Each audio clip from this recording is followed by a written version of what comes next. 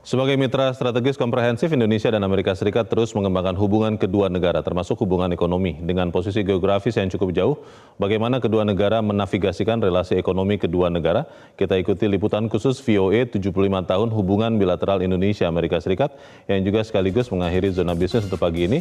Saya Leonard Samosir, terima kasih. Sampai jumpa.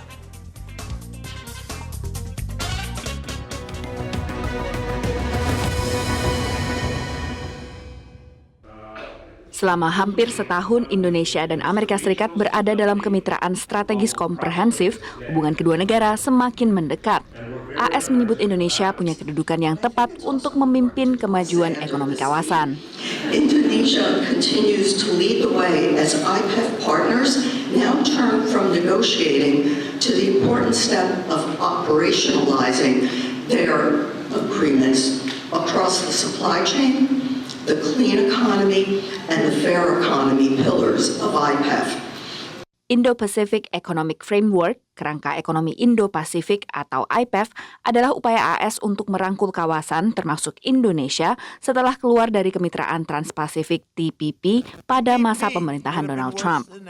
Analis menilai ketidakikutsertaan AS dalam dua perjanjian perdagangan terbesar di kawasan, TPP dan RCEP, yang digagas oleh Tiongkok, akan merugikan AS di masa mendatang, juga mengurangi rasa percaya dalam berbisnis. Indonesia is frustrated when it's trying to, gain access to the U.S. market and free trade agreements, but it's not specific to Indonesia. It's really the United States writ large. It's unfortunate, but it's one of the areas where both parties are in agreement about sort of having a skepticism towards free trade agreement. Amerika Serikat merupakan tujuan ekspor non-migas kedua terbesar Indonesia setelah Tiongkok.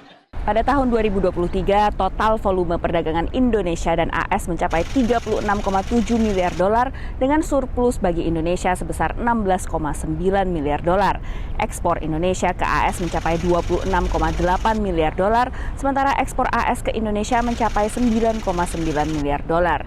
Sementara investasi AS di Indonesia mencapai 3,3 miliar dolar pada tahun 2023 dengan total 4.619 proyek.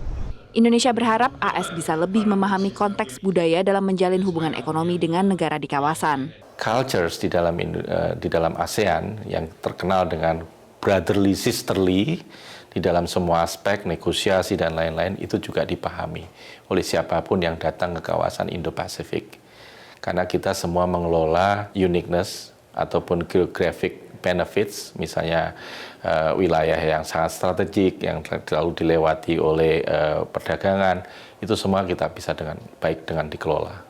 Potensi yang bisa dieksplorasi kedua negara masih besar, baik dalam ranah investasi maupun perdagangan. Dari tahun ke tahun mengalami peningkatan sekitar 10%, dan ini kalau kita melihat dari potensi yang ada itu masih sangat bisa digali ya, khususnya kalau kita melihat total GDP kedua negara, kemudian juga kalau kita bandingkan dengan negara kompetitor kita, ini perdagangan Indonesia di Amerika ini masih banyak yang harus kita dorong dan peluangnya sangat besar.